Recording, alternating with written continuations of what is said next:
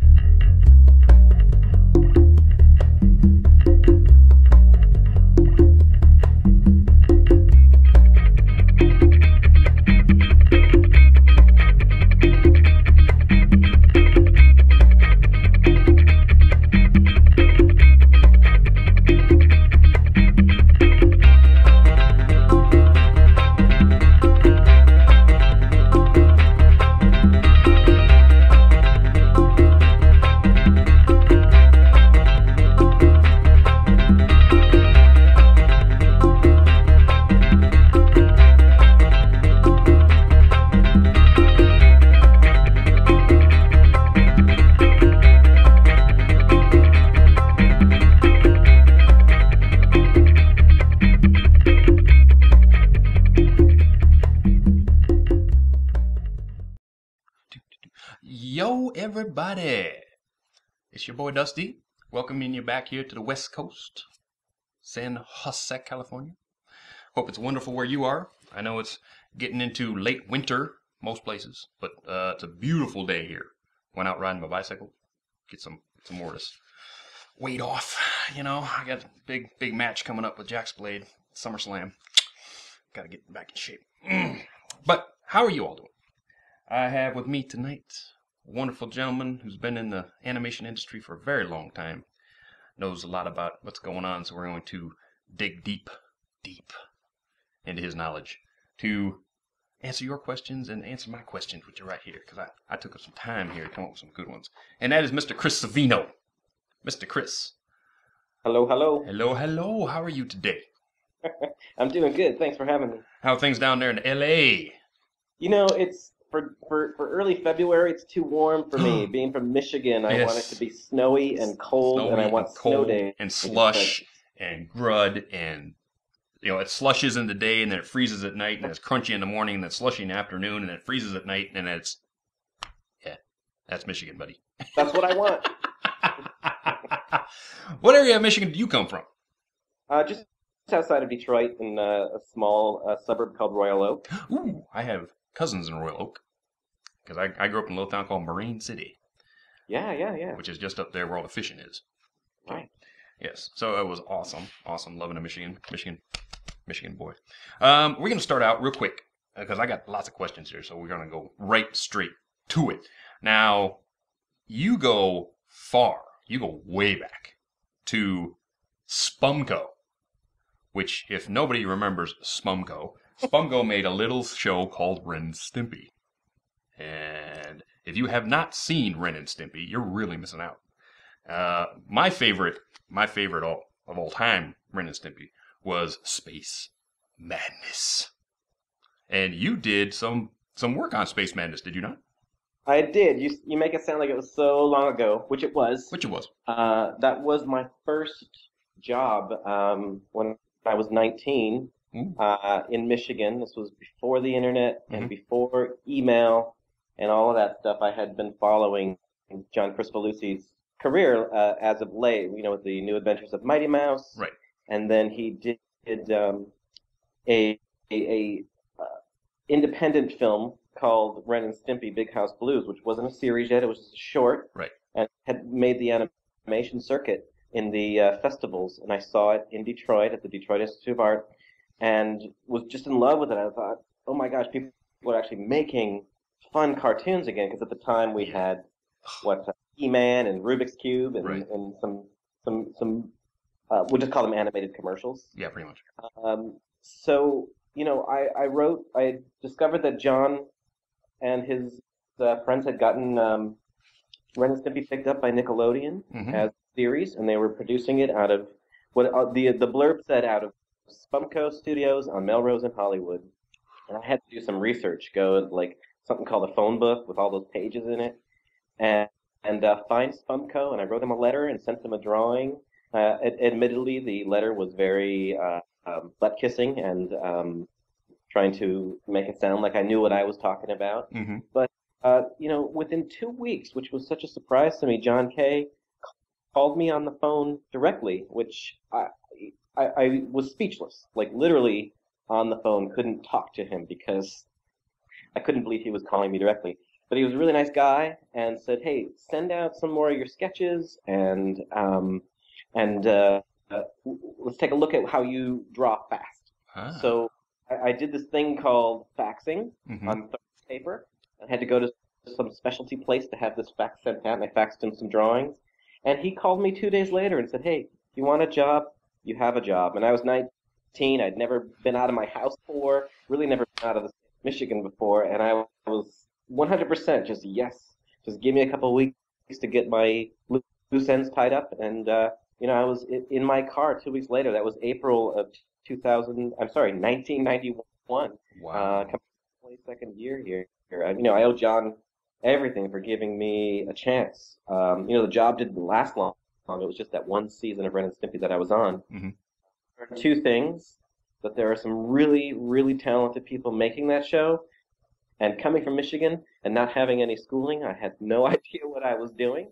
So I decided to kind of take a different approach and start at the bottom rung and kind of work my way back up through the the different jobs and kind of learn everything I could, Mm-hmm. because guys who were making Ren and Stimpy were just so talented and so experienced and knew just making cartoons inside and out. I just felt like I need to just kind of stop and really learn something. But yeah, Space Madness was one that I got the earliest glimpse of perfectionism there. I mean, that storyboard was great, but it's just over and over and over. The layouts were just kind of redone and redone and rewritten, and it just wasn't, done until it was done, no matter what the schedule said or the money was saying. Mm-hmm. They were a great cartoon. And ultimately, you say that one, that is my favorite as well. It just has everything a good cartoon. It's got everything. When I first saw Space Madness, I was laughing. I was laughing so hard for like an hour after it was done. It just something would come back, like munching on the soap. Just the vocal alone made me laugh. Yeah. What was it like? I know it was your first job, but did you really know that you were breaking so many rules of cartoons in the day, that cartoon was so out there? I don't think I had any knowledge that we were breaking rules.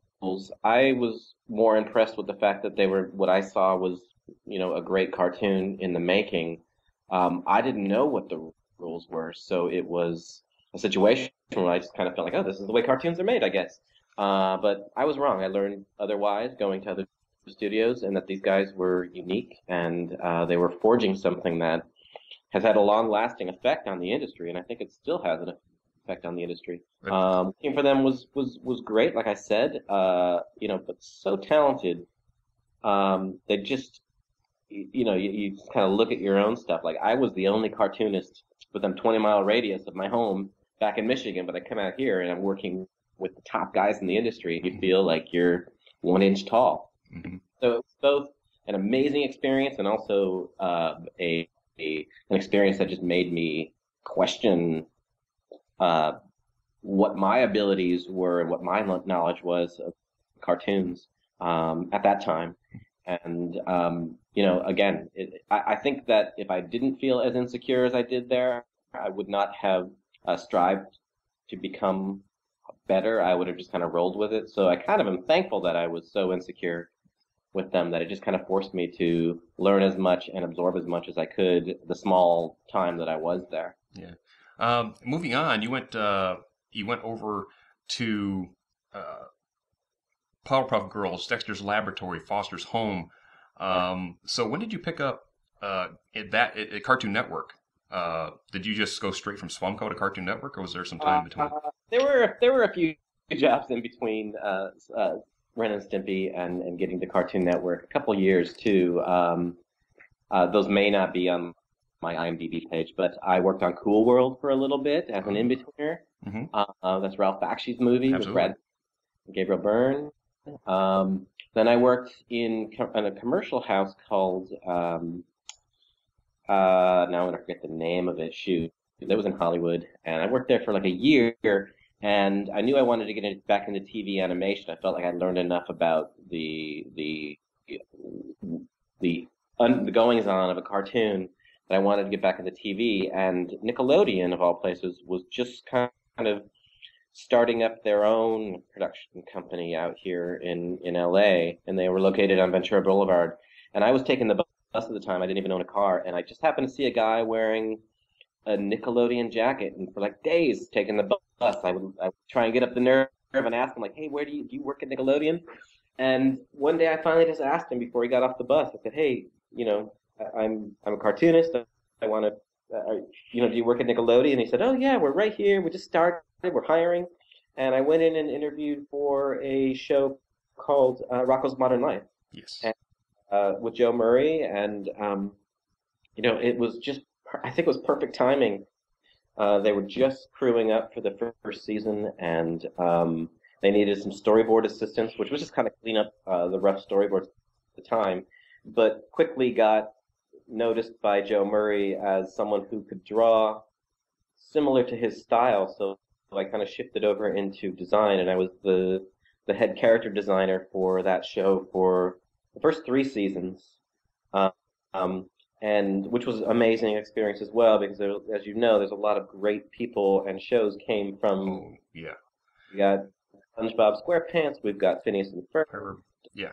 So working there, your IMDb says that you work like on Powerpuff Girls, Dexter's Lab, Foster's Home, and all these shows pretty much like simultaneously. So in that big room, as it were, did they just pick anybody and say, well, you'll be best for that show, go work over there today, or you'll be best for this show, you're doing this, go for that show today? Did it work like that, or were people just on a certain show? Well, at this time on Rocko, that was Nickelodeon. That was the only show that was being done at the studio. That's right. But I did right after that go back to Ren and Stimpy when it was under Games Animation, when Bob Camp took it over. Oh, wow. I really wanted to get into storyboarding, and there just wasn't any room on Rocko to make that move. And Bob, I wanted a chance to actually show what I could do on Ren and Stimpy, so I went back for the very last season. That was another like 8-month job, and as that was wrapping up, they were literally packing things up, and I happened to hear that Dexter's Lab at what was at the time Hanna-Barbera, they were looking for freelance artists as storyboard artists on Dexter's Lab. I think it was the beginning of the 2nd season. Mm-hmm. And I was able to go in and meet with Gendy Tartakovsky, and get a storyboard, freelance storyboard, which was great. And I thought this would be amazing. I finally get to do storyboards. It's on a cool show. And one of the PAs at the time, I had said this to her. I said, I really want to get a position on the show. And she laughed at me. And I said, what are you laughing at? She says, well, you didn't go to Cal Arts. And, Gendy and Craig McCracken at the time, who was art directing the show, they only really hire people that they have gone to Cal Arts with. And I felt really bummed out by that. I'm like, that's terrible. I don't know Cal Arts. I've never gone to Cal Arts. Mm-hmm. I was the guy who didn't go to school. So I pitched my storyboard on the wall, and I think it went over really well, because I got a phone call from the line producer saying that Gendy really liked it, and would I like a position on the show as a storyboard artist? And I was thrilled. I was ecstatic. There was so much not only to learn on that show, but also to explore, and I was getting to do the things that I wanted to do, which was tell a story with jokes and good dialogue. Mm-hmm. That's now that you're in with Gendy, how was working with him versus working with John Kay? I mean, on John Kay, everybody knows he's just a little bit out there, but was it that much of a difference working from one director to another? Well, I think because Gendy, it was his first show, and we were all kind of learning together. We were all, supportive of one another. We all had our opinions, and we were all allowed to try things out. John was kind of like, he knew what he wanted the show to be. It was this or nothing, and which I think is proof in how great the show came out to be. So he was, if you weren't up higher in the ranks of storyboard artist or director on Ren and Stimpy, it was difficult to kind of be part of the gang, I guess we'll call it, for lack of better terms. But I admired them all anyway. And then Gendy, he had a lot of things that he had learned in his short experience at that time in animation, and he really wanted to share those things and kind of have his point of view come through on the show. And we were all young, early 20s, 21, and eager to learn these things. And also, he left it open for us to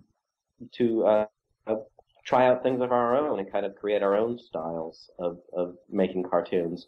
So it was more of a camaraderie within that. Even though it was Gendy's show, I think he really felt like, he knew the value of someone else's opinion or point of view or style within his cartoon. And he knew if it was going to make it better, of course he's going to use it. But I think we had a good time, and we, spend lots of hours talking about what makes a good cartoon. Probably looking back now, way too many hours of what makes a good cartoon. But there were a lot of like-minded young people making the cartoon at the time that you could go into any office and talk about cartoons for hours and give your philosophy on it.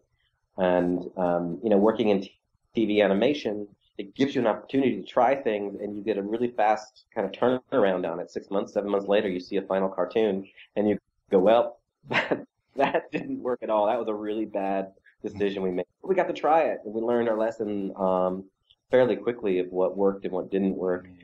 Felt proud that we actually were allowed to try things. And at the time, you said that it was between certain years. I think on IMDb it just kind of states the number of years that I was working there, and I think I worked there about 7 years total.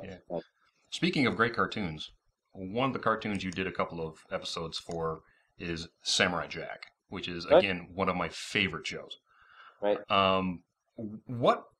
And going from Ren and Stimpy onto Powerpuff Girls, onto Dexter's Lab, onto Foster's, all of these shows broke convention over and over and over again.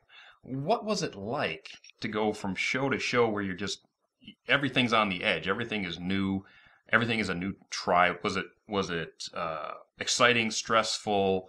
What was that like? That's a good question. I think the good thing about that is that it kind of kept you on your toes.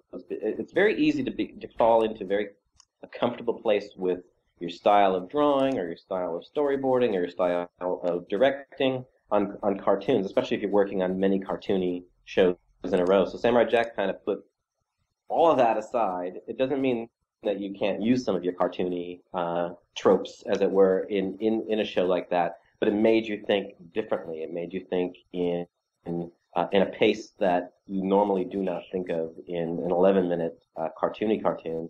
You're doubling that time into 22 minutes. And the stories were rarely 22 minutes worth of solid story. They were a little bit shorter, but we were able to really take a moment and breathe and kind of do something cinematic and a little bit more filmic than we were used to. And at that time, I think we were all kind of antsy to do something a little different than what we had been doing, because you kind of feel like, well, I've done that, now let's move on. It wasn't my cup of tea. I did learn a lot about action and timing for action and editing action, but I certainly love a good comedy cartoon over anything. And more than anything, Samurai Jack was Gendy's vision. It was his baby. It had to be the way he saw it. And, he probably redid a lot of what you see out there from storyboards to timing. He was probably redoing a lot of it because there was something so specific in his head that he wanted. But I was glad to have the opportunity. I think those were just, at the time, it may have just been freelancing directing those 2 episodes while I was on Powerpuff Girls series. Bringing me around to directing, now that you're directing, one question, one of my favorite actors ever is Mako, who played Aku. Yeah. And what was it like to direct a big name actor like Mako or even Phil Lamar, who was on that show. What was it like? Were you in the studio when they were doing the lines? Were you giving them, I want it going this way? How is that versus say a regular booked voice actor versus say a star? As far as, like I said, this was Gendy's show, and it was his vision, and he directed every single voice session. Okay. The directors were in the booth and could watch, and of course, he doesn't know exactly what you were thinking. So it was more like, hey, what'd you think of this read? Was that a good read? Sure, it was a great read. So more as a fan, sitting there watching this show get recorded, you kind of get lost in that for a little bit, and you forget that you're supposed to be there making decisions. Mm-hmm. So I mean, it was fun from Samurai Jack, Powerpuff Girls, any of those were all, super fun to be in there. It was like a dream come true to see these actors behind the glass recording these things. And a lot of times you get them alone. Each actor would come in separately, but on a lot of occasions you'd get them all in a room together as an ensemble cast, recording and playing off of one another. And that's when the real magic happens. You get to watch essentially a live action version of the cartoon that you've written. And more often than not, like say early days of Dexter's, my dialogue that I was writing in these storyboards, I didn't think was that great. I thought it was kind of. Then you get into a room with someone like Christine Cavanaugh playing Dexter at the time, and she would just say your line, and suddenly you're thinking, oh, maybe I did write a good line. That was pretty good. Like she just made, she just brought something to it. So, it's those situations where you realize actors, when they actually embody the cartoon or the cartoon character, mm-hmm. that they really bring the whole thing together, the thing that someone may say, the voice actor, you can hire anyone to play it, but when you hire the right person to play it, there's nothing better. No one can play Aku like Mako. Nobody can play Aku. I mean, come on, it's basically when the first thing you hear in your head is the wizard from Conan the Barbarian. It's like it's just awesome. I don't think it was an accident that he was hired to play that. No, I don't think it was an accident at all. Now you've gone on to Kick Buttowski and Johnny Test, which are wonderful shows. How did you find yourself writing for Pastel Colored Ponies? Well, having worked with Craig McCracken and eventually Lauren Faust on Powerpuff Girls, again, we were all the same, similar ages, and hung out with one another, and spent a lot of time talking about cartoons. So I was, I believe, I may have been already on Kick Buttowski at the time when Amy Rogers, who was our writer on Dexter's Lab and on Powerpuff Girls, I had asked her if I was looking for some freelance. She said, Lauren is looking for freelance people. She would love to have you on the show. So she already knew what my sensibilities were, mm-hmm. and she felt I could do it. And I thought, I don't mean to just sound rude about it, but I'm like, oh, My Little Pony is going to be easy. So I went and met with her, but then when we talked about what she was doing for the show, it's like, oh, this is not going to be easy. This is going to be interesting, and it's going to be quite a challenge to get across what her viewpoint of the show was, mm-hmm. as well as keeping the age range appropriate and the dialogue appropriate and the jokes appropriate for the viewership. We didn't know at the time who was going to be watching the show. We all assumed who was going to be watching the show, but nobody could have guessed what kind of phenomena it would become. Mm-hmm. So I wrote an episode for her. I think it went really well. When you're writing freelance, you only get a couple hours at night maybe to write something. So you really got to bang it out, mm-hmm. While you're doing your full-time job. So, I think the notes session went really well. The Hasbro and the executives up at Studio B all seemed to like it, so she offered me a second one. And at this time, we didn't have any episodes back to see. They were still in various states of animation or storyboarding. Mm-hmm. So really just kind of writing by... See your pants. Yeah, literally. And Lauren's vision for the show. She, we had the Bible artwork, and that was about it. Mm-hmm. So it was really her explaining what each of these characters were going to be, is what kind of gave me and probably the other writers the ability to write these characters. So I got a second one, fortunately, and was able to write that. By the time that was over, that first season was fully written, but again, various states of production. There was not a completed episode at that time for me to see. And at that time, it was like, whew, I don't think I can do another freelance script because it takes especially working on a show like Kick Buttowski, which took a lot of my time, both during the day and in the evening. But in that first script that you wrote, you brought us one of our favorite characters in The Great and Powerful Trixie. Have you seen the episode, Ghostbusters? Yes. Okay. The actress who brought Trixie to life, your words, did she actually capture the Trixie that's in your head when you were writing that that script, or was it a little bit different? Was it what's your version of Trixie versus what we saw? Oddly, again, my version of Trixie is Lauren Faust doing Trixie. She would say, "Well, this is how she is," and she would kind of act out a few lines and say she's kind of, like a braggart, and I'm like, well, like there's different kinds of bragging, and she, act it out, and like, okay, so in my head it's Lauren Faust playing Trixie, but I'm glad of the person they cast to play her. I think I'd worked with Kathleen on Johnny Test. As a matter of fact, she may have been Johnny's mom, I want to say, if memory serves. So I'm like, oh, great. Well, I know that gal is a good actress. So it all kind of comes out good. And so many female roles on that show, it's difficult to get them to all sound different and unique and stand out if you closed your eyes and you could guess who was saying the words. So I think casting across the board was really good, especially given the limitations of it being recorded in Vancouver. There's not as big of a voiceover pool as there here in LA. But I think that the voice is good. And again, same with Christine Cavanaugh. When someone reads your lines and they read it as an actor who's kind of embodied the character, it's like, oh, yes, yes, yes. And they'll bring something to it as well that you didn't even expect, and it's even better. Oh, yeah. The second episode, of course, was one of our favorite Fluttershy episodes out there. And you wrote one of the favorite lullabies, Hush Now, Quiet Now, which has been redone by everybody from Mando Point to myself. Yes. Yeah, who did a cover of that. How did you come about that lullaby? Is it based off something else? Is it something that came straight out of your head? Yeah, I'm not sure if I should say it out loud because I might get in trouble. But at the time, I was watching a show called Big Bang Theory, and there was this song that the gal would sing to the guy to help him fall asleep. It was Soft Kitty, Warm Kitty. Yeah. So that tone was in my head as far as the cadence goes. So I was like, oh, well, that kind of works. I think I was watching the show as I was typing this up.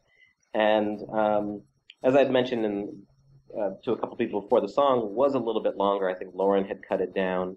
I'm not even sure if the extra verse had gotten recorded. But I tweeted it a while back because I was really shocked and impressed and excited that there were so many people that liked the song. Wait. You just said there's an extra verse. There's an extra verse. I tweeted, somewhere. Yep. In your computer. Yes. That you might give me. Wink, wink, nudge, nudge. If you cut me out saying, buy some apples. I'll do that. Okay, good. Remember, Screw, we need to buy some apples right there. Dave, get on it. Okay. There's an extra little verse, and I couldn't tell you if Lauren had recorded that verse, but because I know that she needed that scene just to kind of get over with, because I was like, all right, we get it now. Yeah.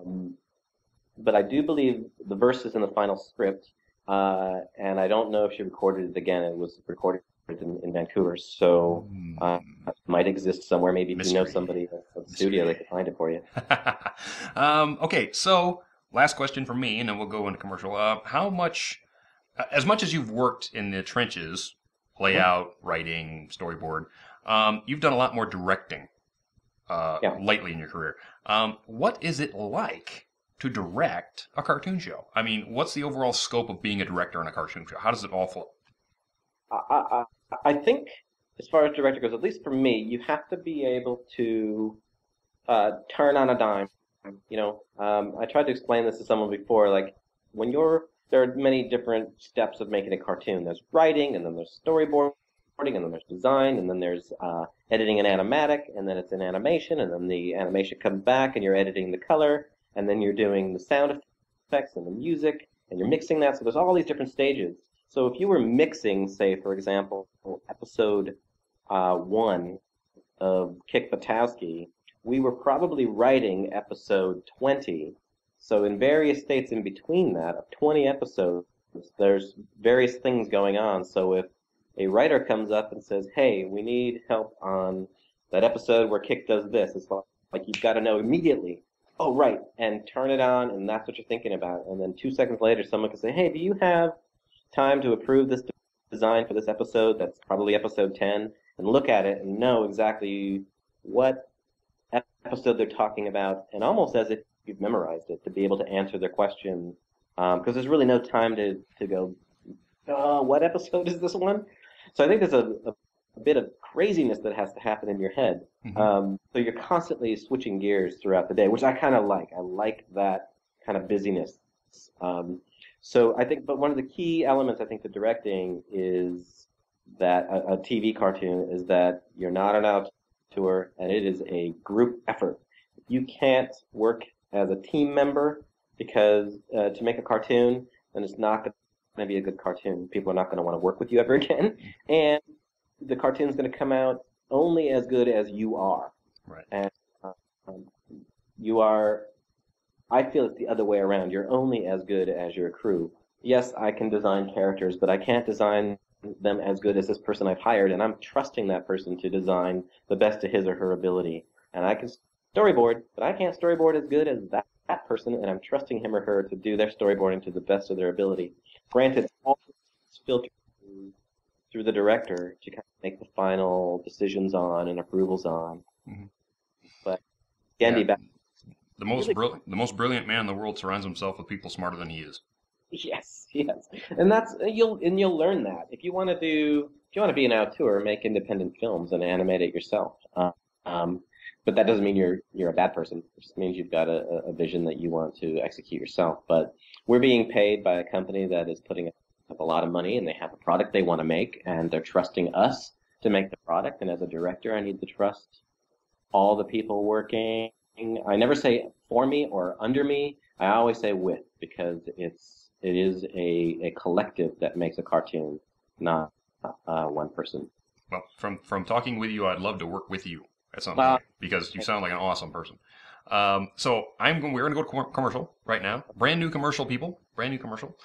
Supporter of the show, and has been a supporter of the show forever. So I did this up for him. And we'll be right back with Chris, and we'll get Screwball, and all you out there in TV land can ask Chris all of your questions. So hang around and stay tuned.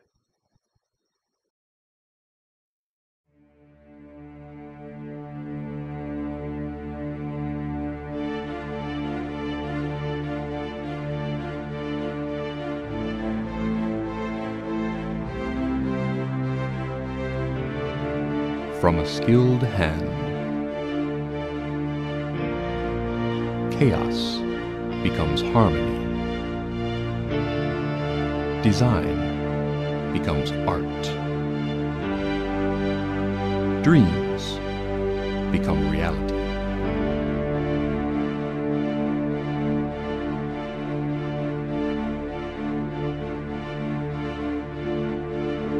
Jewelry by Chaotic Brony.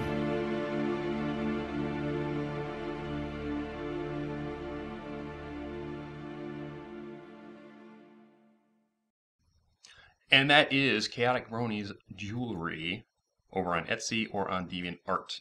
And you can pick up any of those pieces either at the convention, Las Pegasus, which we will both be at, or you can actually get a hold of him through his DeviantArt site and see if you have an idea for him to make. He will definitely give you a good price for it. He also made this, which is my shot glass with Cheerly on it. So he sent that to me, and very big supporter of the show, and I'm glad to be able to make him a commercial. So we're back. We're back with Chris and Screwball. Where are you, buddy? I'm going. Right here. Right here? He's back. How you doing? We're doing awesome over here. How are you doing up there in Alberta? Warm. It's actually surprisingly warm outside right now. Surprisingly warm under 5 feet of snow. Yeah, it's slush, and there's so many times where I really almost had an accident. It's really slushy out there now, so yeah. But I'm glad to finally have good weather. I hate the -40. Yeah, I mean, you need to move out of Alberta if you hate the winter, dude. Yeah, I'm a skinny guy. I get cold easy. If you do. How's things going in the chat box? Oh, it's been busy. I've been asking questions since minute 1, so. Oh boy! Well, get rolling. Ready. Gotta get in. Get rolling, buddy. So this one is from Weapon Tolerate. She's always the first one to get these in. Question for Chris.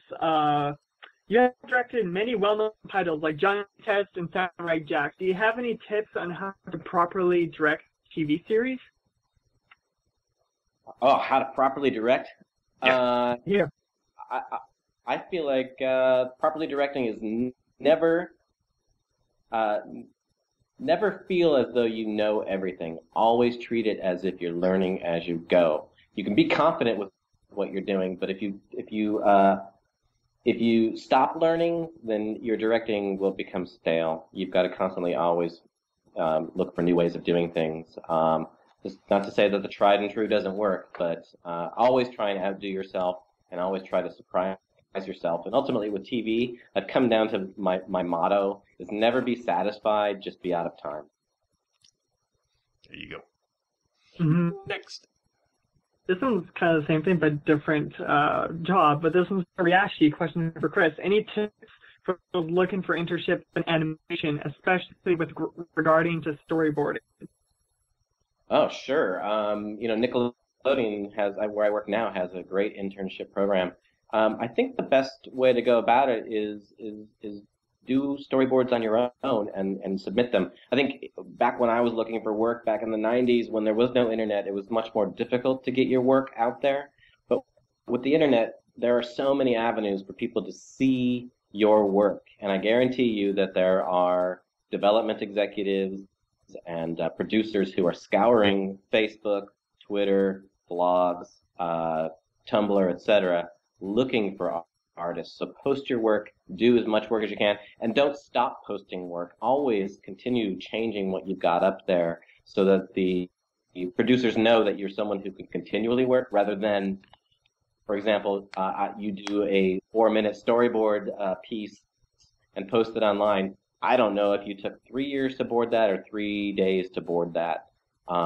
So, if I was to hire that person and then they can't do a storyboard in the 5 weeks that we give them because it took them 3 years to do a board, then there's going to be a problem. But, constantly treat yourself as if you're working on a production and acclimate yourself to that kind of work and amount of work. Next. Nice. So this one is from James Justice! Cornflakes. Yes. See? He's getting so famous, even Chris knows what he can manipulate. Look at that.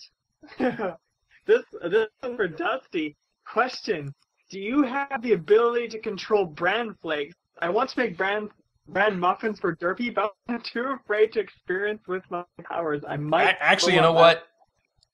I'm really good with Raisin Bran. Oh. Really good with Raisin Bran. But you know what? The bran flake, not enough raisin in it for me. It's true. I love Raisin Bran. I grew up just munching down on that cereal. Yep. So this one is from Gavin Japp. Question for Chris. When working on other shows, do you ever find time to go back and watch them?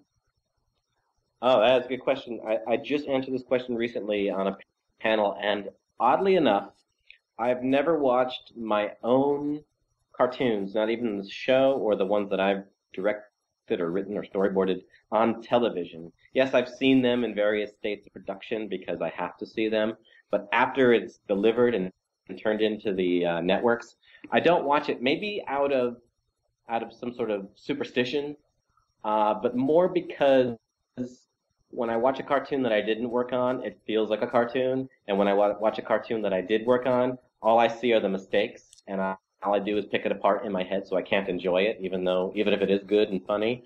So I try to not watch my own things. But every once in a while, I'll catch a cartoon on YouTube or something, or someone will show it to me, and I'm very glad to see it because I've forgotten what it was like to work on it. And I can finally watch it as a cartoon again. But that takes probably around 15 years to get over. Wow. So you're basically enjoying Ren and Stimpy now. That's right. I gotta ask: do you, when looking back at your own work, do you ever feel like, oh crap, I could have done this, I could have done that, and then you start feeling a little awkward about it? That's exactly why I don't watch my own cartoons. I think that everybody who's watching it with me, especially my kids, are seeing the same mistakes that I'm seeing. And in my head, I'm thinking, oh, I should have edited that differently, or why didn't I cut that scene out? It doesn't make sense anymore. But, you can't help it. And again, you'll never be satisfied, just be out of time. And most of the time, you're just out of time, and you have to just turn in the cartoon and move on to the next one. Yeah. Wow. So this one is... this one's from WolfX1120. Question for Dusty. This is sort of a plug. He says he's actually doing a new PMV video starring you and Shirley. Are you happy to know that? Because of the things he sent me before, I'm actually scared. Oh no. I'm scared. But I won't stop you from what you're doing. But I'll take a look at it. But I'm scared. Same one from him is the question. Oh man, it always pops up. Question for you, Chris. Luna or Celestia? Luna. There you go. Yeah. Awesome. New Lunar Republic gains more every day. Yes. This is a Luna station. Gotta get down halfway. Question from Flare Runner. To you, Chris. How happy are you as a writer when you see your own episode there and get good feedback? How happy am I as a writer? Yeah. My whole life I drew cartoons from the age of 4, and I was always happy getting a feedback on a drawing. And not until I started writing did I realize that there are other ways to get good feedback. So when you are letting somebody read your script, for example, and you're watching their eyes dart across the page and you see them actually laugh at something you've written, it's like, wow, I can communicate something funny in a different medium than what I spent my whole life doing. So then to be able to get, not only be able to draw a cartoon, but also write a cartoon, all those things come together into one 11-minute piece of art. It feels great, especially, when you get that feedback from people.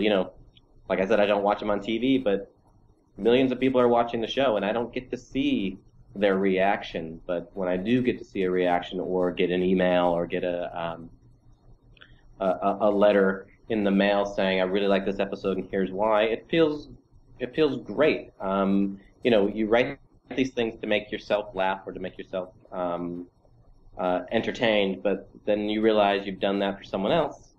It's like icing on the cake.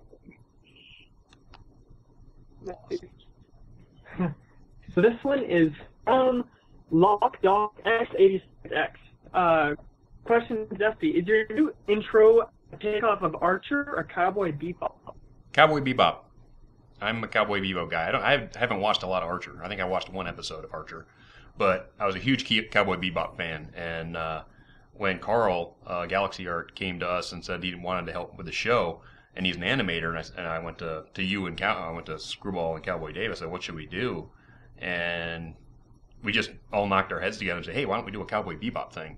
And Carl went, oh, I'd love to do that. And within a few days, it was done.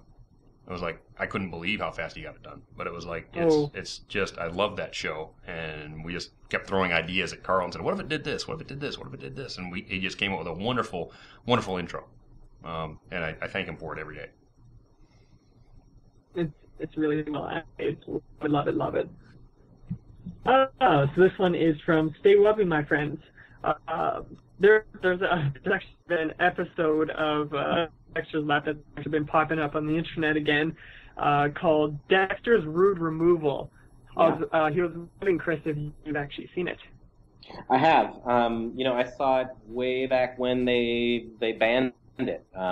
We were all kind of disappointed that it wasn't going to air. But I was also able to listen to the actual recording without the bleep outs. It was fully sweared and full-on swear words, especially Christine Cavanaugh belting out the F word, because the animators needed to lip sync to something. So then the actual word was removed and a beep was added to it. So it looked like they were swearing, and you could probably read some lips in there and see what they're saying. But I'm really glad that kind of made the light of day. It was kind of cool. I have to admit that it was only shown in festivals and on rare occasions people got to see it, so it was kind of like this enigma. But now that it's out there and everyone gets to see it, I'm glad. It's a different time, and broadcasters are different now. And not that we were trying to get away with anything back then. I think it was a very innocent idea and a very, very funny and clever idea. We had no idea that it was going to get the reception that it did. But I think it's been hidden long enough and deserves to be out there. Yeah, that's like if you go back to 1940s Warner Brothers. And you've got all of the military propaganda films that they did that you can't see today unless you find them on a compilation that snuck through into Walmart or something. A lot of those are really funny as long as you take them within context. But in today's PC world, you're never going to see them again. No, and there's a lot of racial content in them that is certainly off color and certainly off-putting, but when you put it in context of the era that they were made, absolutely, it makes not that it makes sense that they would make them, but you understand how they could have gotten made. Absolutely. There was one cartoon I remember seeing that was a lot like Dexter's, the Dexter's episode that I think it's called Kids from 4-2 or something like that. I think that's what it was. I remember that there was one episode that was just like that. They bleeped out everything because these kids realized when they swear, they kind of get their own way. So they started using it everywhere they went. And then, of course, the teachers got upset and they started getting punished and whatnot. But when I saw that for the first time, I was like, wow, that actually hit TV. That's insane. Yeah, bleeping out somehow makes it worse. It makes you wonder what the heck they said. What did they say? And, of course, the human animal is going to take the worst thing they can think of. I know, I would. Absolutely. Yeah. Next screen. It's good. This one's from, I don't know how to say this name. I think I've had problems with last time. Echinara, I hope I say. But question is to Chris, do you prefer to write the shorter or longer kinds of scripts? Oh, good question. The first opportunity I actually physically write scripts was on Foster's Home for Imaginary Friends. I only wrote 2 of them, but the first one I wrote, Craig was trying to figure out, will 11 minutes work as well as 22s? And so my first one was an 11, and it was particularly easy to write since I've been doing that for a long time. And then I got an opportunity to write a second one, which was 22 minutes, and it was a whole new slew of problems, and you had to tell a deeper story and a bigger story, and have more details in it than you would in a normal 11-minute, which is a lot easier to tell. But it kind of sparked something in me that I felt like, I do kind of like telling bigger stories that have like a real first, second, and third act in them, and have a character go through a real arc and not just a caricatured arc.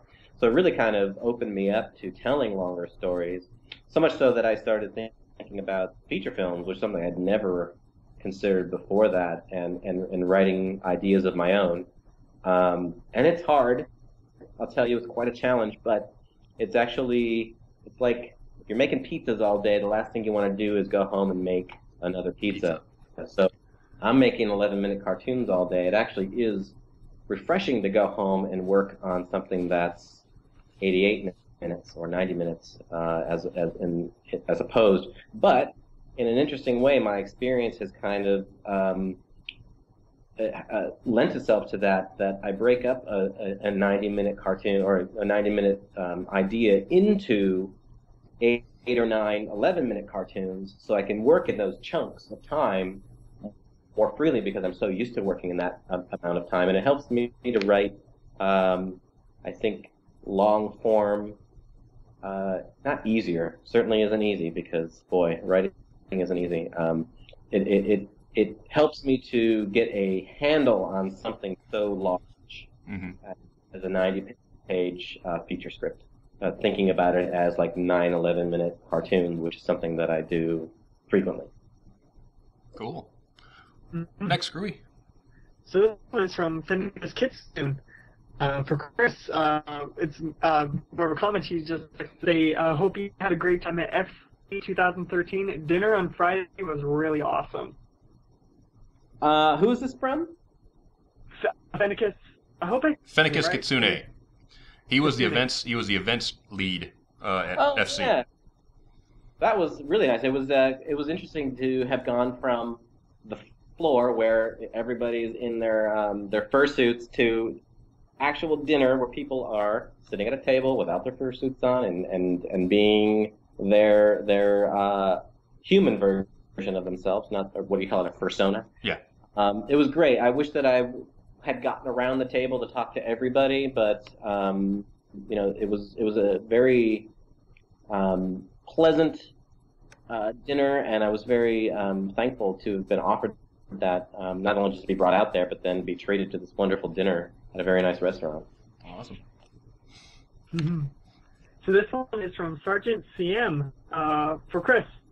What was your favorite show to work on? In my entire history, maybe I haven't worked on it yet. Ha ha ha. I think Dexter's Lab, because it was a lot of firsts for me. My first storyboarding job, my first real writing job, and then eventually my first directing and then producing all kind of came out of that show at various times. So, not only is it my favorite show, but I think it's the one I'm the most thankful for having the opportunity to have worked on. That's not to say that a show like Powerpuff Girls or Johnny Test don't come in a close second. Very cool. Nice. Wow. Sorry, I'm just trying to wrap my head around this. This question is from M. Larson. Yeah. What? Yeah. Hey, Mitch, you're ghosting my show now too? God. Yeah, we got ghosters all over. Question for Savino. Question this: Lancers or Talleyrand? What? What? Talleyrand, hands down. No, now you gotta explain it now, because Yeah, now you you gotta got two explain writers it. with an inside joke on my own show. What's going on here? Let's see. Talleyrand and Lancers are both restaurants here in Los Angeles that we frequented more often than we should have during lunchtime on shows that we worked on together, and probably imbibed more than we should have on shows lunchtime. So as far as atmosphere goes, I think Talleyrand had the coolest one because it was like a diner, but there was a second level down below that had like a bar, and it was very dark, no windows, and I think people started drinking at 10 o'clock in that little bar. Wow. But the food is also really good, I have to stress, whereas Lancers, I think they need to have a power wash in that place. There's a sandwich shop, which is across the street from Universal Studios. I can't remember its name, but whenever I flew down to go work at the exhaust factory that was making the exhaust for the company I used to work for, he'd always take me there, and it was always right across the street from Universal Studios. I can't remember its stinking name, but it was a wonderful food. Oh my goodness! And because it was so close to Universal, all the actors would go there. Which street are you talking about? On Lancashire? Or are you talking about? Yes. Gosh. Yes. I think like Dimples is over there. No, it wasn't Dimples. I'll think of it and maybe bring it up next show. But it's a wonderful, wonderful place. All right. Next. I say, Mitch, don't you have a baby to go take care of? Yeah, Mitch. Yeah, what? Aren't you babysitting? He's probably just read his computer while babysitting. See, love you, Mitch. See button right there. I believe in M.A. Larson. I can't wait till mine. And you gets should in the too. mail. Yes, I'm totally wearing mine when I go to, even if it'll be after the episode. When is the episode airing, by the way? Soon. Soon. Couple weeks. But yes, I believe in M.A. Larson, and you should too. I believe in him too. We all can't see he typed in his question. I can't either, actually. It blew my mind. Just commenting, I'm just like, oh. So this one from Seto1337. Question for you, Chris, is having done animation, a lot of graphics, what would your favorite programs be? Geez, that's a good question. If I had not worked in animation, is that what the question is? Yeah, in the animation, artwork and that sort of thing. What's your favorite program to use? If Goodness gracious, that's a good question. I always go back to shows that when I was younger, the things that kind of spoke to me even before I knew that I wanted to make cartoons. I was in love with Sid and Marty Krofft shows. Oh yeah. We could go hours on Sid and Marty Krofft around here, boy. Yeah. Oh yeah. And also Rocky and Bullwinkle, Annie J. Ward stuff just seemed to be. I really didn't discover Looney Tunes as I watched them as a kid, but they didn't really click with me until way into high school. So I usually kind of go back to, maybe as I'm getting older, I feel like I'm adhering more to shows when I was much younger. But yeah, Sid and Marty Krofft, which was on after school every single day. Okay, I'm going to bring up one show. All right. Lidsville. Awesome. Oh, yes. Oh, my boy. Lidsville was the awesome. Yeah, there's always that talk of with their double entendres in there having to do with drug references, etc. Maybe. But I don't care. Look at show. No. Awesome show. Sigmund and the Sea Monsters. Wonderbug. Wonderful shows. Bigfoot and Wild Boy. Mm-hmm. I'm too young to know. That's what the internet's for, my boy. Yeah, it's how you keep it up. Next. Also, the question I should have read better. That question, actually, the way you guys put it was pretty darn good. But what he actually meant was, what kind of program do you use to make the animations, if you do? Yeah, I should remember that right, but at least you got that cool. We're talking like Flash or Harmony or something, Yeah, right? Flash, Harmony, whichever you're using. I think that from pencil all the way through to computers, those things are only used to convey somebody's ideas. So whatever conveys them the best. There's nothing better than real pencil to real paper shot on real film. It just has a warmth to it that you can't get on a computer. But I appreciate Flash. I understand how it's used, and I understand how it can't be misused. And as Harmony as well, which is I think a better version of Flash, and CG as well. I think what's interesting is that, and I think Gendy did a great job of this on Hotel T, was he didn't allow the technology to dictate to him how his cartoon was going to look. He dictated to the computer how his cartoon was going to look, and you get a really good sense of Gendy's abilities as an animator coming through a lot of those sequences, and not being told that he can't animate something a certain way because of certain parameters that the computer can or can't do. So I appreciate that he didn't use the computer as a crutch. He only used it as a tool to convey his visuals and his ideas. So it really doesn't matter what you use as long as you can convey your ideas the best. Yeah, if you look at what Disney did before Lion King, okay, when they were using primitive computer animation, it wasn't really that great. It didn't draw you into the movie. Then they went back and went, okay, let's do it the right way again. Let's use pencil. Let's go back to our roots. And most of Lion King was completely drawn animation. Yes, they used some CG for certain things, but it drew you in, and that movie was huge. And then It everything since then, when they pencil drew it, is just a much warmer movie. Yes, Toy Story is a nice movie. Yes, Cars is a good movie. But if you go back to their original roots when drawn animation, it's so much better. I agree. I agree too. Next. This one is from the Andy Mack question for Chris. Looking at your wiki page, you've done a lot of different things on different shows, from designer to writer to director. How did you get into so many fields, and how is it being multi-talented? I think it's just being nosy and always feeling like, hey, what are those guys doing over there? You know, never being satisfied with what's right in front of you. I think that started on Dexter's Lab. You know, I was stoked to have this storyboarding job that I've been seeking for quite a long time. But then I saw somebody doing something with a stopwatch and these long sheets called exposure sheets. And I was like, oh, what is that? And then Gendy going into an editing room, I'm like, oh, can I come into the editing room?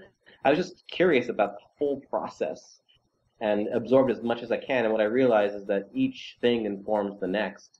And I wasn't happy with just handing off my work to be interpreted by somebody else, and then interpreted by somebody else, and interpreted by somebody else. I kind of wanted to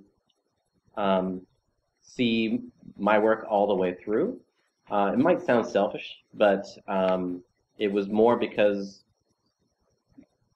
each stage you got to be more specific with your ideas, from, you know, storyboarding, kind of visually show what the cartoon is going to be, but then timing for animation, you could actually be very specific about how the character was going to move and when the character was going to move, and that intrigued me. I think that the writing just kind of came naturally out of having storyboarded so many cartoons before that, maybe it's out of laziness, that you feel like, well, I have the story in my head and I've typed it up on this piece of paper, and I draw it.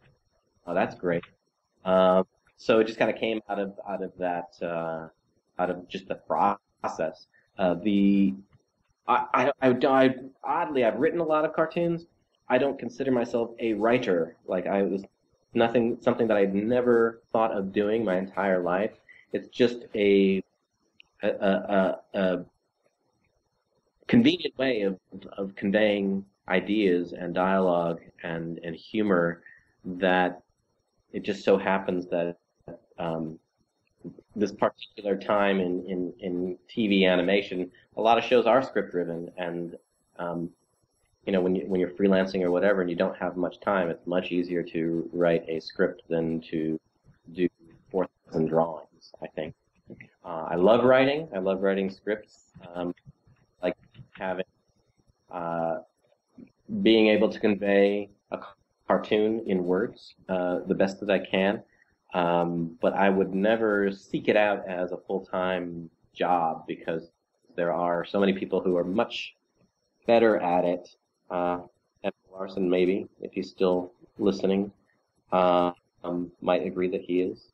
So I'll leave that to them. But I just feel that if I felt I wanted to be a director, it's good to have worn all those hats, so that when you're trying to convey an idea to a storyboard artist or a designer, I've been in those shoes and I understand what the limitations are and what the time constraints are, et cetera, and what it takes to actually do the job. So I'm a little bit more sympathetic to what their job is. Yeah. If you want to run a successful restaurant, start as a dishwasher. It's true. I worked in a restaurant for 7 years. I started as a dishwasher, moved up to prep cook, moved up to line cook, moved up to cold line, moved up to busboy, and basically I knew what needed to be done in a restaurant. If I wanted to run one, I probably could. But it's like, you know, if you want to know everything about something, start at the bottom. Yeah, I did. Yep. Next. Oh, so this one's from Kukovic. Hope I said your name right. Question is, I'll put this for everyone, is, have you ever watched a show that you loved but was canceled before it could finish? And if so, what show was it?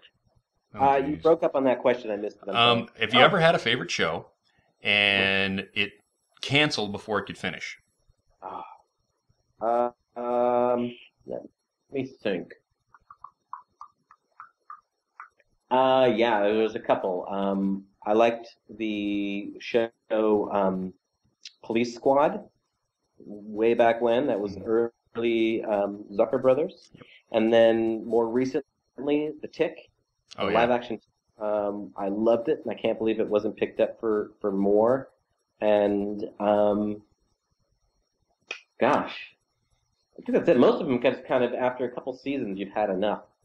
Even though you want more, you understand, like, quit while you're ahead. Yeah. Working on Johnny Test, even though the show did go on and continues to go on for many seasons, I was kind of disappointed that Warner Brothers wasn't going to pick it up, and they sold the rights to Cookie Jar to produce in Canada, so they're producing the show down here anymore. But I would have liked to have at least saying a show that I've actually worked on, to answer that question, done a lot more with that show, and tried some things out that we didn't get a chance to. Yeah. For me, one of my favorite shows when I was a kid was Battle of the Planets. Yeah. Okay, so Chris knows the show. Yep. And you probably know that when we were kids, we didn't understand that it wasn't made for American TV in the first place. It was made for Japanese TV. And it was brought over and redubbed badly into shows where they had to cut out all the violence. So basically, when it came down to the end of the show and they played the last 3 or 4 episodes, it was like, well, there's too many open-ended stories here. Where did it all go? It's over. What?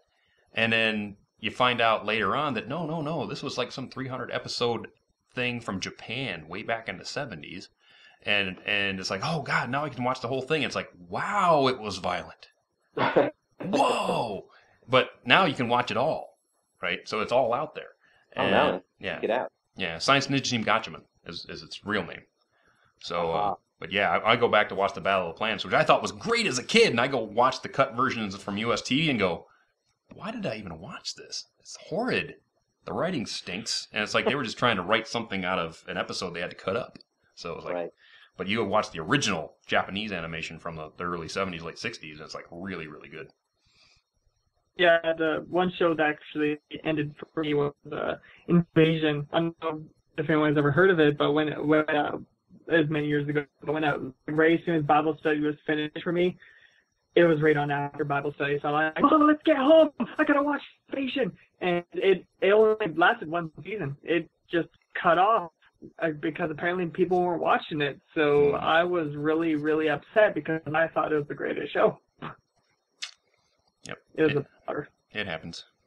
Yeah. Next. So this one's from Lunaire to Chris. I didn't get this one. Which show did you like animating the most? The truth be told is I've never animated a single day in my entire life. I think that's the beauty maybe of working in television, is that you don't have to animate. It's not unheard of, but we send storyboards and all the pre-production art to overseas companies or over border. In this, in the case of My Little Pony, Canada, to be animated. So they have large teams of people animating to get the turn around. So I've never animated. You could say I've animated in a technical sense on exposure sheets with lines and words, but that I wouldn't even count it. Wow. Maybe a flip book, in elementary, but that's about it. I was just thinking that. Maybe he's done a flip book. Yeah. So this one is from D-Pad Pony from Blue Screen Brony. Question to Chris. Of all the shows and characters you've written so far, which character would you say was your favorite to write for? That's a good question too. The Powerpuff Girls were I think the most fun to write for because they had such different personalities, all three of them. So you could take any situation and you get an opportunity to write a response to that situation in 3 different perspectives or viewpoints. I thought that was a really fun, not only lesson to to learn how to write from someone's point of view, but also to take a situation and then be able to get a chance to write it in 3 different ways or 3 different responses to that situation was pretty fun. And of course, knowing how someone like Tara or E.G. or Catherine were going to deliver those lines made it even more fun. So yeah, I guess the short answer is Powerpuff Girls. What about writing for him? He was interesting because you just, thinking, what's the creepiest thing I can come up with at this moment? Girls! I don't want to take credit for it, but the first time he spoke to his rubber ducky was in an episode that I had written. Ooh. And, it's just a creepy thing, this guy in a bathtub talking to his rubber ducky like it's, a long-time companion or something. But again, the voice actor, when you're thinking of it in your head, I think it was Tom Kane did the voice of him, just makes it that much easier because you can picture that guy saying it, how he's going to say it. Like, yeah, that's pretty creepy. That character was hilarious. I loved watching Powerpuff Girls when he was in an episode because he was hilarious. Yeah. What's more hilarious is if you look up online, like Tumblr, or some of the costumes that people have made of themselves being him, that gets way out there. Oh, yeah. Next grade. Oh, no. This one is from Robin Tolerate. For Chris, you're one of the writers in MLP that wrote Stairmaster and Ghostbusters. Do you plan on continue to write for MLP in the near future? I think I answered this earlier, is that my writing on My Little Pony was solely freelance, and it was early on that first season that it was just easier time for me to write. I would gladly write an episode if they asked me to, but I've kind of left it up to whoever is running the show now to call me rather than call them. When I finished that second episode, that was the end of season 1, so there was a hiatus, as it were, in between, waiting for the first episodes to get finished and for the network to kind of figure out if they wanted to write anymore. So by the time they'd started writing again, I had already moved on to other things, and Lauren had a very, very good stable of full-time staff writers to help her write the show, so I don't think as much freelance was needed. Actually, I think Mitch Larson wrote every single episode. And they just had to just to be nice. He'll say he didn't write it. So it was fun while it lasted. I have not been asked to write anymore, but I would certainly write another one if they'd asked. Megan, Chris is interested. Hire him, quick! Nice. Next. Wait, Mitch is watching. Get involved. So this one is from Quid Pro Quo. This is a fun question. You got to put your imagination to work on this one. If you had creative freedom to make a new villain, what kind of character would he or she be? A villain on what? Just in general? But anything, any show you want to pick on. Well, I think, in Powerpuff Girls, one of the things that was really fun early on in the show is that we were kind of making fun of action shows. And all the villains kind of had a super chicken Jay Ward kind of angle to them, that they were either a pun or a play on words. That was really attractive to me. And I don't think all of them made it into the series, but a lot of them were in the Powerpuff Girls What a Cartoon shorts. And I love villains that are puns, so I would make probably a villain that only spoke in puns, that make people groan to death because the puns were so bad. And like Final Draft. If Mitch is listening, oh yeah, like Final Draft. Yes, because he understands that's exactly what I would do. Final Draft is our boss. He always talks in really bad puns. So I'm like, oh yeah, we'll just call him Final Draft. Him and Crescendo, Yes. both of them, when they're in the same room, it's just punishment. It's awful. Yeah, you see what you see what I did there. Yes, I see what you did there. Next, Screwy. So this one, oh, one sec. Where did I almost lost. Okay, there we go. This one's from Thunder Tempest. Question for all. What's your favorite Disney movie? Ooh. Are we talking about animation? If it's animation, mine go way back. It's either Peter Pan or Jungle Book. Nice. Good choices. I would have to say, because of when I grew up, I would have to say Disney's Robin Hood, the Foxes. But I grew up on Wonderful World of Disney on Saturday night, so I saw all those too. And I would have to say the original Peter Pan, and probably I want to say Aristocats, but it was Don Bluth, and it was sort of mailed in. But because it really wasn't all that kind of a finished movie. I liked the music in it. I liked the story in it. The animation was a little bit off, but I would go with those three. Good answers. How about you, Screwy? What would be my fave? Shoo. My brother's here. I honestly grew up to Lion King. It was my. I just loved that show when I was a kid. Like, I was addicted. It was. So you're saying Lion King was your Snow White? Basically. There you go. Actually, Aladdin. I have to agree with my brother. Aladdin was a pretty good one too. Did I lose you, Screwy? Screwy. No, sorry, it's my brother. Oh. He knows I'm not supposed to be in here when I'm doing Get out! But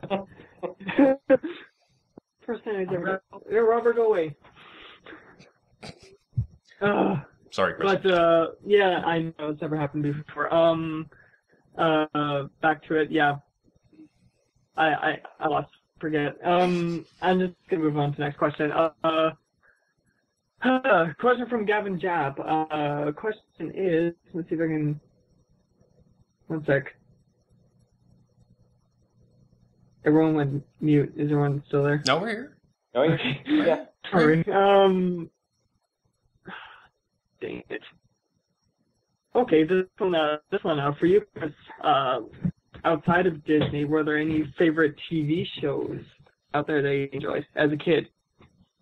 As a kid, yeah, I mentioned the Rocky and Bullwinkle. Underdog was one of my favorite cartoons as a young kid, and you know, in all points and purposes, any Sid and Marty Krofft show could be considered a live-action cartoon. Yeah. You know one of my favorites from that time era? Hong Kong Phooey.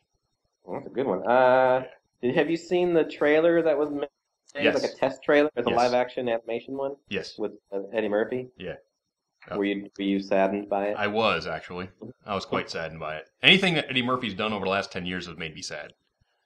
Really, because he was, you know, I grew up with Eddie Murphy raw, you know, when he was like funny.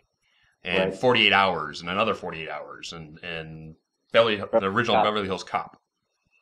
You know? And now it's like he's had kids and he's toned it way down, too far. Sadly. Sadly. That's just my opinion. There you go. Next, Screwy. So this one's from I still get his name wrong. Arcanara. Question for Chris: If technology allowed you to create an animated show completely by yourself, would you do it, or would you prefer to work with others? Oh boy. You know, I think I would try it. I would make one cartoon. But I think working with other people puts you in check, and it constantly forces you to make it better. When you have someone saying, this could be funnier, or I don't understand this, it just makes for better cartoons. Again, I feel like TV animation is a collective over anything else. You know, I always wanted to do a comic strip growing up, and that's the closest thing of doing art wholly by yourself for a for a commercial purpose. But I don't think I'd enjoy it. I think one of the main most fun part of making a cartoon is making it with other like-minded people and people who challenge you. Nice. Oh, yeah. I'm just trying to figure out his name. I figured this is I'm Riffley. So a question from I'm Riffley. For all, what was the most exhausting dream thing you'd ever had to work on, both MLP related or not? Most exhaustive thing? Most exhausting or most draining? Okay. Yeah. Go ahead, Chris. That's a good question. I think Johnny Test was, only because I think it was very well written. It was just that we were making a full 13 half-hour season in 3 months less than what a normal half-hour season would be. I think we started in early March. We were already 2 weeks behind when I started there, and we had to deliver our first episode in September. So a very quick turnaround, and we had time. So it was exhausting, but it was fun because it was a fun show. For me, I think the most exhausting thing I've done is stage comedy. Back with the troupe that I used to work with in the anthropomorphic fandom, as we would do a show every year at the Further Confusion, and we would spend literally 7 months working on skits and writing and props and rehearsals and trying to get people into the different skits. And it was exhausting. And then we'd put it on for 5 hours in one Saturday. You'd work for 7 months to put on one stage show for like 3 hours on a Saturday evening in January, and it was exciting and scary at the same time. Yeah, Really and was. obviously costume.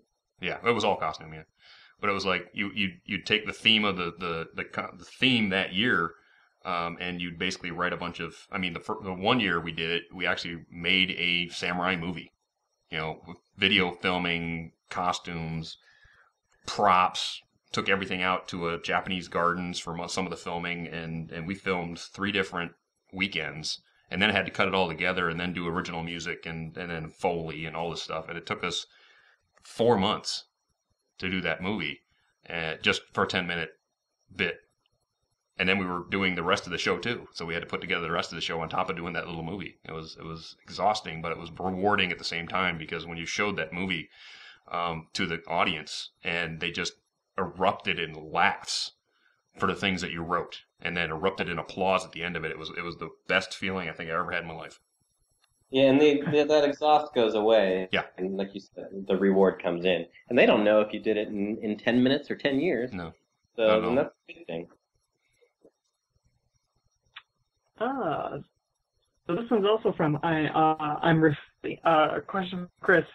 What is your favorite piece of fan-created content from the Brony fandom, if you've ever actually seen any? Oh, I would love to read those things. We're kind of not allowed to, just in case we happen to come up with an idea that's similar or it feels like it's been swiped from it. We have to avoid those things. So when we work on a show, we kind of sign this agreement to say that we're not allowed to neither show nor look at other people's work. But I wish art or fanfics, things like that? Well, I can understand fanfics because you're a writer, but because you're drawing, because you're like a director on a show, I kind of figure that you wouldn't be able to watch anything, whether it's music or drawings or writings at all. No, we're not. I mean, the thing is like by the time the show kind of comes out, we're already moved on to other shows, so it's okay. But it's kind of like that don't look back mentality. I wouldn't be reading Dexter's Lab fanfic right now, even though it seems like it could be interesting. Okay, Suri, we're right up against it, so give me one good last question. I'll save this one. This is from Slow Runner. Chris, who is best pony? Who's the best pony? Yeah. Oh boy. Who's best pony? That's who is my favorite pony? Is that what you're asking? Yeah. Yep. those kind of questions get you in trouble because then it's all over the internet. I answered this at the convention recently, and I didn't want to sound like I was patting myself on the back, but I really enjoyed writing Snips and Snails, not because they were boys in a mostly female cartoon. But those are the two I picked because I just felt like they were the most fun to write. But to answer the real question, Applejack was my favorite. I like the way she talks, I like her sassy attitude, and I like her design a lot. And I also added that that's one of my favorite cereals. Yes, there you go. My roommate is going to love you because Applejack is his favorite pony. Can I say one more? He's also a writer. And with that, we are up against the end of the show. So, right now, I am going to call out all of the wonderful entertainment that you out there in TV land can come back to Everfree Network and watch this week. Tomorrow, I am guaranteed that the finale of Shower of Stars, narrated by myself, written by Caradwin, will be released. And that's Masterpiece Theater every other Tuesday, 4 p.m. Pacific, 7 p.m. Eastern. QD Art Crusaders, the CAC find and discuss the best fan art the Bronies have to offer, Tuesdays, 6 p.m. Pacific, 9 p.m. Eastern. Then we go to Inquestria Inquirer. That would be Joe Stevens, Tech Rat, Masan, Cat, and LTT. Then they have comedy straight from the desk in Ponyville, and that is Wednesdays, 5 p.m. Pacific, 8 p.m. Eastern. Into the Spotlight with Osaka Jack. Osaka interviews those Bronies within the fandom that don't get quite the spotlight they should be getting, and that is Wednesdays, 7 p.m. Pacific, 10 p.m. Eastern. Sketchy Sounds Live Songcast. Catch him for a 2-hour live set of acoustic music, and that is Thursdays, 11 a.m. Eastern, 2 p.m. Pacific, because he's over there in Europe. Brony Breakdown with Saber Spark and Paleo.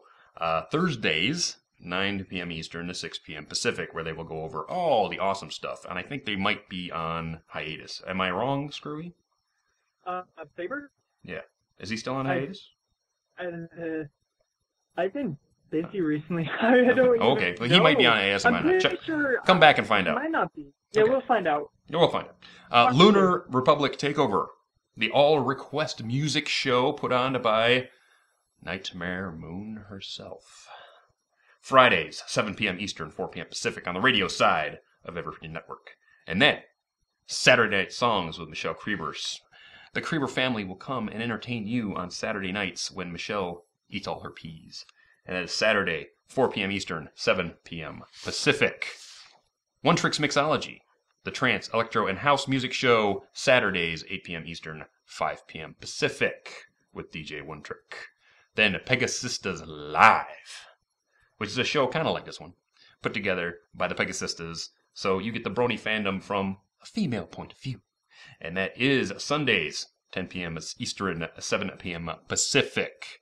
Then the new show, Blue Screen Bronies, Sundays, 5 p.m. Pacific, 8 p.m. Eastern, which is the Bronies tell you all about what's going on in the gaming industry from the Brony point of view. So that is all the wonderful things that you can come back and see during the week here on Everfree Network. And with that, we are up against it. The end of the show. Boo. I know, we're having so much fun. Chris. Yes, sir. Thank you so much for your time this evening. Well, thank you for having me. I'm really, really pleased to have done this with you, and it was super fun. So anytime you want. Oh, really? Awesome. So if we get something else going on later in this year, I'll give you another call. Please do. I will, and I want to thank Cowboy Dave for doing such a wonderful job of cutting this mess all together for you on the YouTubes. I want to thank Screwball for keeping you all in check once again. And to Care to Win, who helps me do all of this wonderful stuff to entertain you. And with that, we're out. So, next week we will not be here because we have something going on in the household, which I might let you privy to the week after. And the week after that, we have Kelly Metzger. Kelly Metzger being the English voice of Spitfire in World Academy. So, we will have her on February 18th, but we will not have a show next week. And we'll see you in 2. All right? So, with that, I hope you have a great couple of weeks, and we'll see you soon. Bye-bye. Good night, sweetheart. Well, it's time to go. Good night, sweetheart. Well, it's time to go. We hate to leave you, but we'll be back soon. Good night, sweetheart. Good night. Good night, sweetheart. Good night. That show today, did it work like that, or were people just on a certain show? Well, at this time on Rocco, that was Nickelodeon. That was the only show that was being done at the studio. That's right. But I did right after that go back to Ren and Stimpy when it was under Games Animation, when Bob Camp took it over. Oh, wow. I really wanted to get into storyboarding, and there just wasn't any room on Rocco to make that move. And Bob, I wanted a chance to actually show what I could do on Ren and Stimpy, so I went back for the very last season. That was another 8-month job, and as that was wrapping up, they were literally packing things up, and I happened to hear that Dexter's Lab at what was at the time Hanna-Barbera, they were looking for freelance artists as storyboard artists on Dexter's Lab. I think it was the beginning of the second season. Mm-hmm. And I was able to go in and meet with Gendy Tartakovsky, and get a storyboard, freelance storyboard, which was great. And I thought this would be amazing. I finally get to do storyboards. It's on a cool show.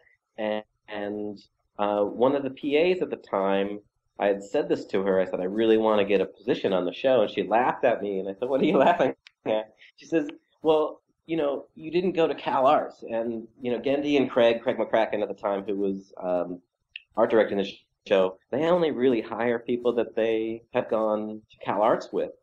And I felt really bummed out by that. I'm like, that's terrible. I don't know Cal Arts. I've never gone to Cal Arts. Mm-hmm. I was the guy who didn't go to school. So I pitched my storyboard on the wall, and I think it went over really well because I got a phone call from the line producer saying that Gendy really liked it, and would I like a position on the show as a storyboard artist? And I was thrilled. I was ecstatic. There was so much not only to learn on that show, but also to explore, and I was getting to do the things that I wanted to do, which was tell a story with jokes and good dialogue. Mm-hmm. That's now that you're in with Gendy, how was working with him versus working with John Kay? I mean, John Kay, everybody knows he's just a little bit out there, but was it that much of a difference working from one director to another? Well, I think because Gendy, it was his first show, and we were all kind of learning together. We were all, supportive of one another. We all had our opinions, and we were all allowed to try things out. John was kind of like, he knew what he wanted the show to be. It was this or nothing, and which I think is proof in how great the show came out to be. So he was, if you weren't up higher in the ranks of storyboard, get my loose ends tied up, and I was in my car 2 weeks later. That was April of 1991. Wow. 22nd year here. I owe John everything for giving me a chance. The job didn't last long. It was just that one season of Ren and Stimpy that I was on. Mm-hmm. There are two things: that there are some really, really talented people making that show, and coming from Michigan and not having any schooling, I had no idea what I was doing.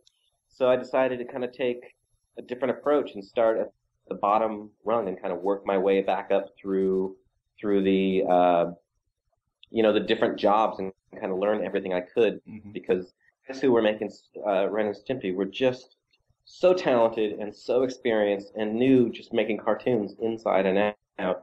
I just felt like I need to just kind of stop and really learn something. But yeah, Space Madness was one that I got the earliest glimpse of perfectionism there. I mean, that storyboard was great, but it's just over and over and over. The layouts were just kind of redone and rewritten, and it just wasn't, done until it was done, no matter what the schedule said or the money was saying. Mm-hmm. They were a great cartoon. And ultimately, you say that one, that is my favorite as well. It just has everything a good cartoon. It's got everything. When I first saw Space Madness, I was laughing. I was laughing so hard for like an hour after it was done. It just something would come back, like munching on the soap. Just the vocal alone made me laugh. Yeah. What was it like? I know it was your first job, but did you really know that you were breaking so many rules of cartoons in the day, that cartoon was so out there? I don't think I had any knowledge that we were breaking rules. I was more impressed with the fact that what I saw was, a great cartoon in the making. I didn't know what the rules were, so it was a situation where I just kind of felt like, oh, this is the way cartoons are made, I guess. But I was wrong. I learned otherwise going to other studios, and that these guys were unique, and they were forging something that has had a long-lasting effect on the industry, and I think it still has an effect on the industry. Working for them was great, like I said, but so talented.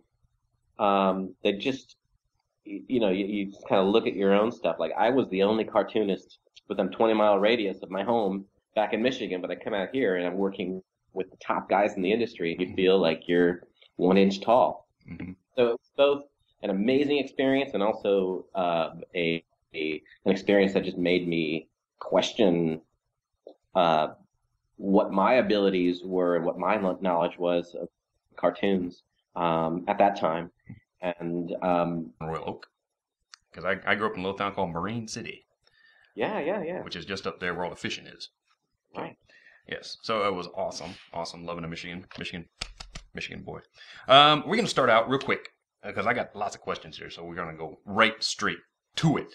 Now, you go far. You go way back to Spumco, which, if nobody remembers Spumco made a little show called Ren and Stimpy. And if you have not seen Ren and Stimpy, you're really missing out. My favorite of all time, Ren and Stimpy, was Space Madness. And you did some work on Space Madness, did you not? I did. You make it sound like it was so long ago, which it was. That was my first job when I was 19 in Michigan. This was before the internet and before email and all of that stuff. I had been following John Crispolucci's career as of late, with the New Adventures of Mighty Mouse. Right. And then he did a independent film called Ren and Stimpy Big House Blues, which wasn't a series yet. It was just a short. Right. And had made the animation circuit in the festivals. And I saw it in Detroit at the Detroit Institute of Art and was just in love with it. I thought, oh my gosh, people were actually making fun cartoons again, because at the time we had He-Man and Rubik's Cube and, right. and some we'll just call them animated commercials. Yeah, pretty much. So, I discovered that John and his friends had gotten Ren and Stimpy picked up by Nickelodeon as a series, and they were producing it out of what the blurb said, out of Spumco Studios on Melrose in Hollywood. And I had to do some research, go like something called a phone book with all those pages in it, and find Spumco, and I wrote them a letter and sent them a drawing. Admittedly, the letter was very butt-kissing and trying to make it sound like I knew what I was talking about. But, within 2 weeks, which was such a surprise to me, John Kay called me on the phone directly, which I was speechless, like literally on the phone, couldn't talk to him because I couldn't believe he was calling me directly. But he was a really nice guy and said, hey, send out some more of your sketches and let's take a look at how you draw fast. So I did this thing called faxing on paper. I had to go to some specialty place to have this fax sent out, and I faxed him some drawings. And he called me 2 days later and said, hey, you want a job? You have a job. And I was 19. I'd never been out of my house before, really never been out of Michigan before, and I was 100% just yes. Just give me a couple of weeks to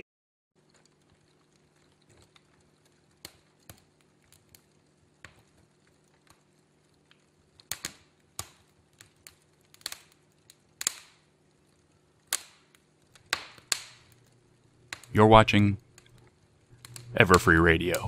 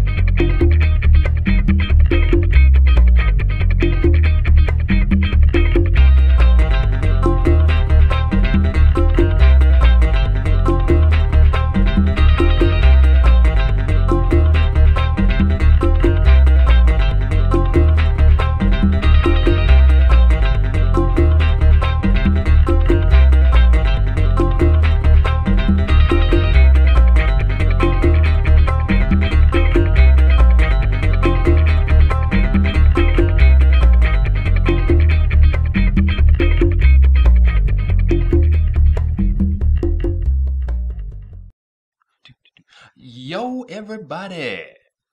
It's your boy Dusty, welcoming you back here to the West Coast, San Jose, California.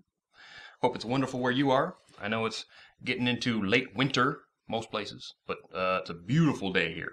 Went out riding my bicycle, get some more of this weight off. You know, I got a big match coming up with Jack's Blade, SummerSlam. Got to get back in shape.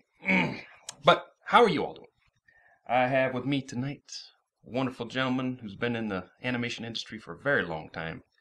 Knows a lot about what's going on, so we're going to dig deep into his knowledge to answer your questions and answer my questions, which are right here, because I took up some time here to come up with some good ones. And that is Mr. Chris Savino. Mr. Chris. Hello, hello. Hello, hello. How are you today? I'm doing good. Thanks for having me. How are things down there in L.A.? You know, it's for early February, it's too warm for me. Being from Michigan, I want it to be snowy and cold, and I want snow days. And slush and grud, and you know, it slushes in the day, and then it freezes at night, and it's crunchy in the morning, and then it's slushy in the afternoon, and then it freezes at night, and it's, yeah, that's Michigan, buddy. That's what I want. What area of Michigan do you come from?